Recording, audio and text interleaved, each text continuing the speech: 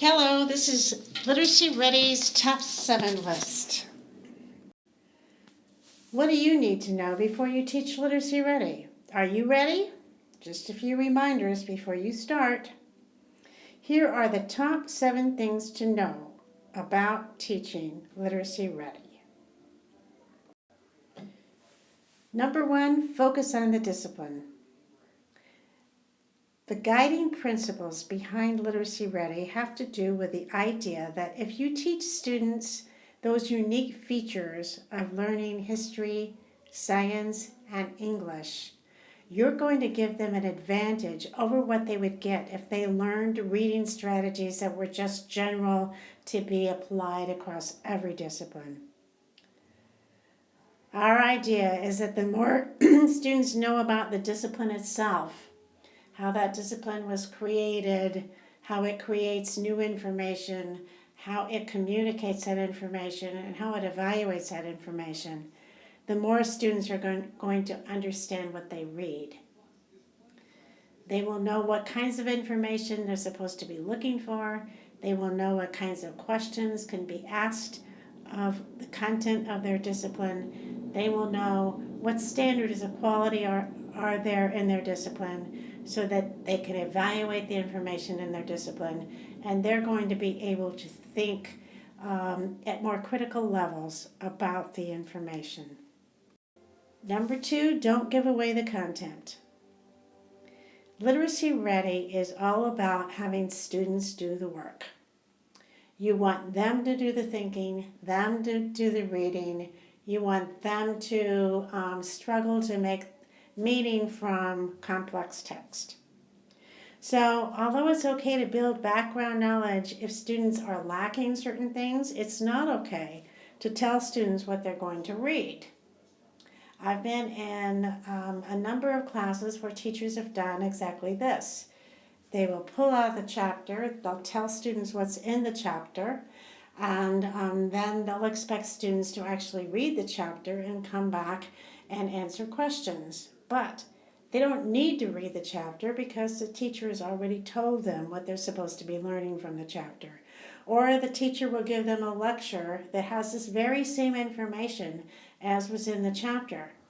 If they do that, then there's no incentive for them to read and find out on their own that information. So make sure that you don't do that. Let students discover that information for themselves without you telling them. Number 3, read in class. Now, students don't always have to read in class, but they do need some time to do this. Many of the activities that are offered in Literacy Ready require students to engage in something we call close reading. That is a deep analysis of parts of the text. This kind of reading needs teacher support. They're not going to be doing it well if you don't give that modeling, if you don't do some guided practice, and if you don't have them do some independent practice or group practice in class. You need to be around watching what they're doing, monitoring what they're doing, and giving feedback to them until they can really do this on their own. So that takes reading activities in class so you can watch and see what they're doing. Students who come into this class may not have done a lot of reading in their high school coursework. Unfortunately, that's going to be true. So, number 4 is build reading stamina. What you want students to be doing by the end of Literacy Ready is to read independently fairly long, complex texts with understanding. While you're going to do this, you're not going to keep it a secret from students. You're going to let students know that that's the goal, because that goal is going to be the one that's going to help them get through college.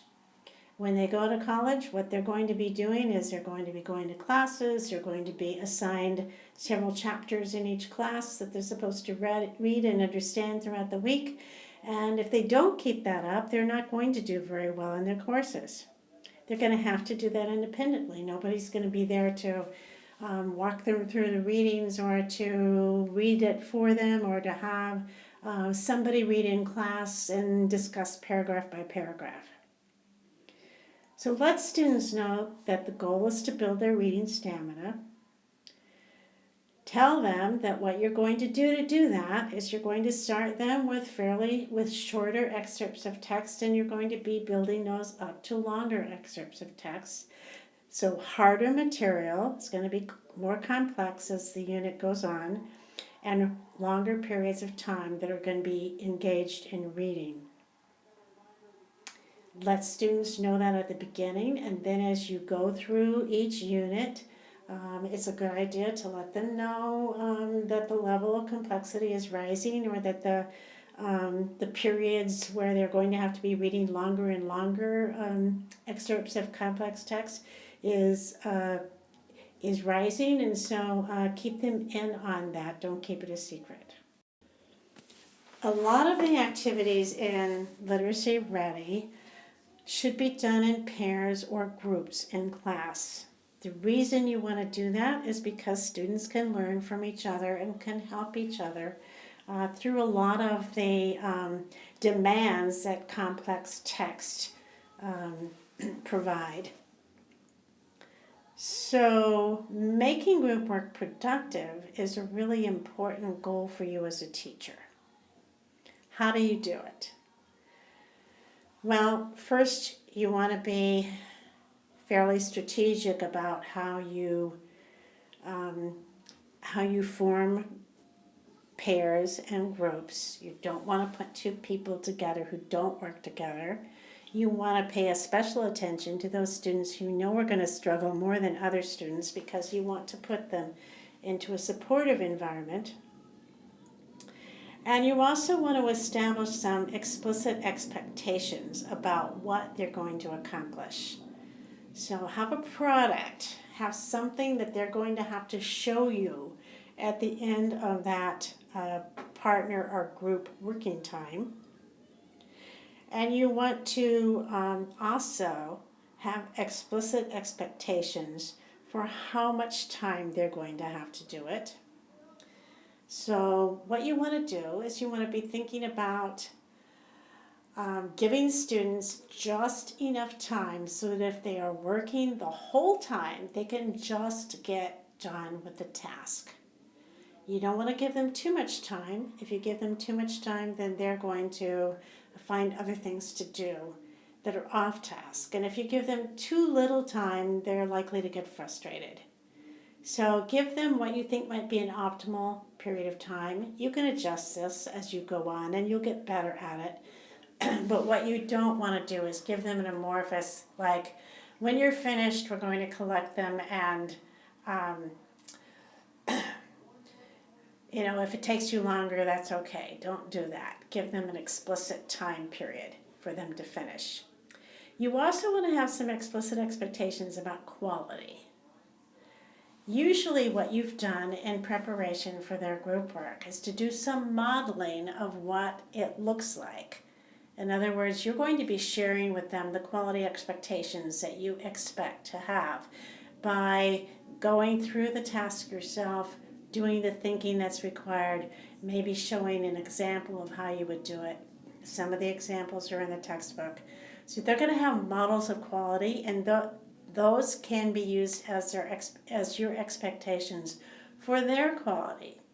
So if they're in group work and they're working on it, and you see they're just putting in some perfunctory sorts of answers to questions, and they're not doing the kind of quality work that you had set them up to do, then you can stop them and you can say, wait a minute, let's go back to the model, let's go back to the example, let's look at the features of that, and I want you to back up and try again, and let's get that level of quality going.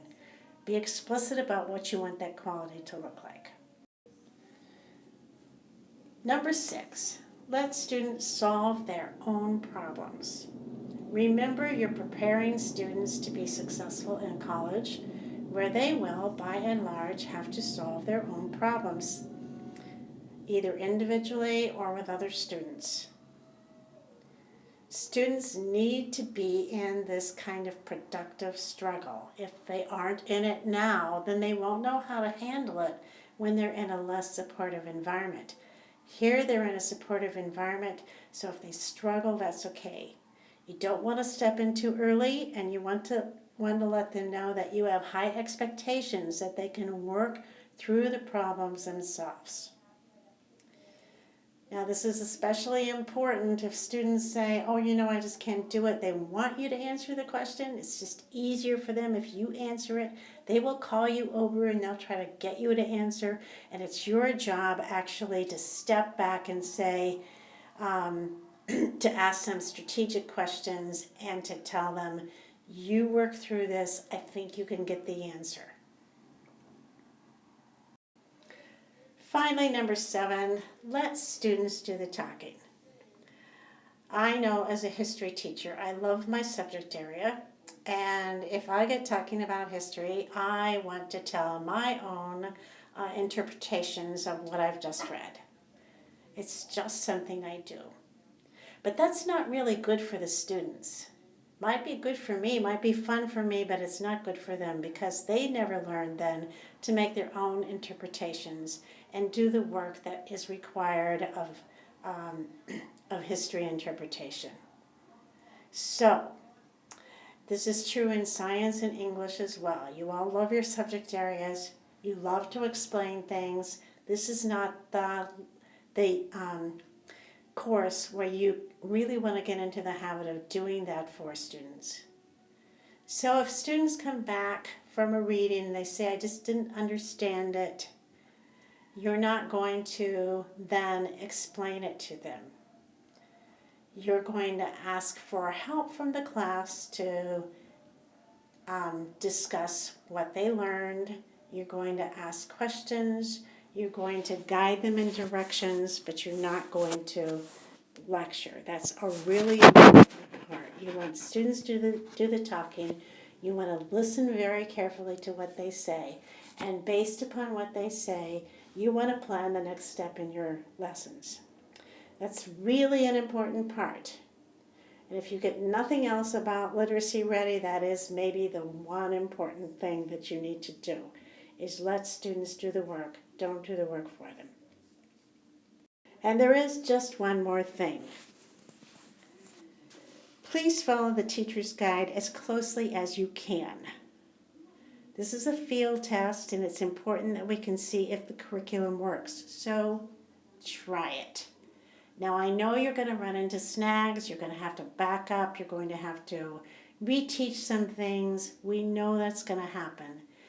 But don't just look at a lesson and say, I don't think my students are going to get this, so I'm not going to try. I'm going to skip this lesson. I'm going to go on to something else.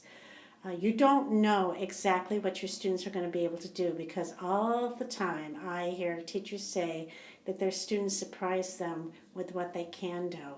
So I want you to go in and try it, tinker with it. If it's not working exactly like it should, do a little tinkering, but try to see what happens when you actually do the curriculum. And you can always come to each of us for guidance, for encouragement. If you have questions about the unit or the lessons that you don't understand, we'll be glad to talk to you and help you with it. So good luck. I wish you success, and I hope you and your students learn a lot from engaging in the Literacy Ready curriculum.